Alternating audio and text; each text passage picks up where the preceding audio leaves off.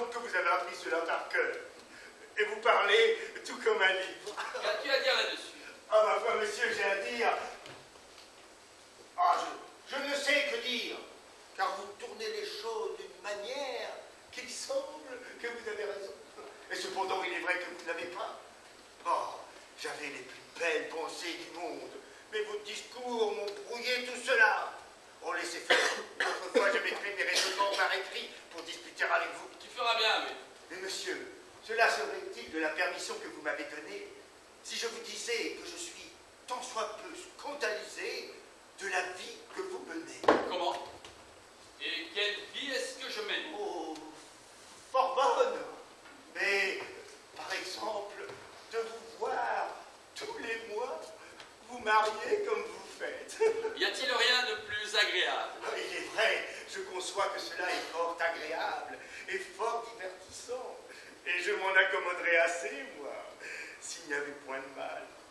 Mais monsieur, se jouer ainsi d'un mystère sacré. Ah, c'est une affaire entre le ciel et moi, et nous démêlerons bien ensemble, sans que tu t'en mettes en peine. Ma foi, monsieur, j'ai toujours ouï dire que c'est une méchante raillerie que de se railler du ciel, et que les quelqu'un ne font jamais une bonne femme. Voilà, maître Sceaux, vous savez que je vous ai dit que je n'aime pas les faiseurs de remontrances. Mais je ne parle pas aussi à vous, je m'en garde.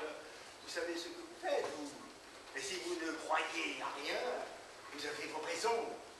Mais il y a de certains petits impertinents dans le monde qui sont libertins sans savoir pourquoi. Ils font les esprits forts parce qu'ils croient que cela leur sied bien. Et si j'avais un maître comme celui-là, je lui dirais fort nettement, le regardant en face. Osez-vous bien ainsi vous jouer au ciel?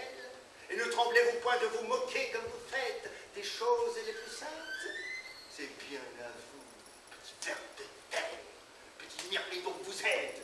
Je parle au maître que j'ai dit. C'est bien à vous, dis-je, de vouloir vous mêler, de tourner en raillerie tout ce que les hommes révèrent. Pensez-vous que pour être de qualité, pour avoir une perruque blonde et bien frisée, des plumes à votre chapeau, un habit bien doré, des rubans couleur de feu, ce n'est pas à vous que je parle, c'est à l'autre.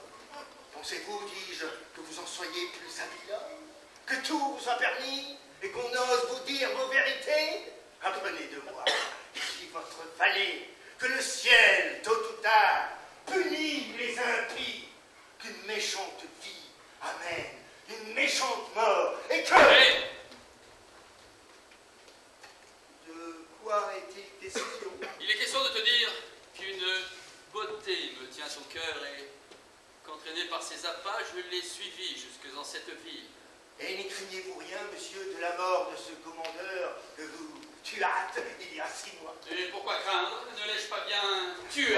Fort bien, monsieur, le mieux du monde, et il aurait tort de se plaindre. Ah, j'ai eu ma grâce de cette affaire. Oui, mais cette grâce n'éteint pas peut-être le ressentiment des parents et des Oh, amis. n'allons point songer au mal qui nous peut arriver. Songeons seulement à ce qui nous peut donner du plaisir. La personne dont je te parle est une jeune fiancée, la plus agréable du monde, qui a été conduite ici par celui même qu'elle y vient d'épouser. Et le hasard me fit voir ce couple d'amants 3 ou 4 jours avant leur voyage. Jamais je n'ai vu 2 personnes être si contents l'un de l'autre et faire éclater plus d'amour. La tendresse visible de leurs mutuelles ardeurs me donna de l'émotion. J'en fus frappé au cœur et mon amour commença par la jalousie. Oui, je ne pus souffrir d'abord de les voir si bien ensemble, le dépit à la main désirée. Je me figurais un plaisir extrême à pouvoir troubler leur intelligence et rompre cet attachement dont la délicatesse de mon cœur se tenait offensée. Mais jusqu'ici, tous mes efforts ont été inutiles, et j'ai recours au dernier remède. Cet époux prétendu doit aujourd'hui régaler sa maîtresse d'une promenade sur mer. Sans en avoir rien dit, toutes choses sont préparées pour satisfaire mon amour. Et j'ai une petite partie des champs avec quoi fort facilement je prétends enlever la peine. Oh, monsieur! Hein?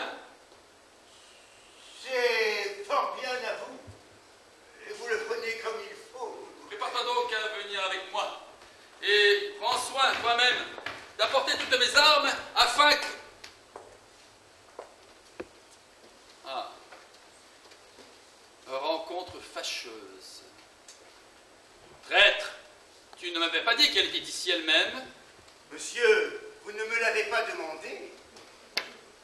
Est-elle folle de n'avoir pas changé d'habit et de venir en ce lieu-ci avec son équipage de campagne?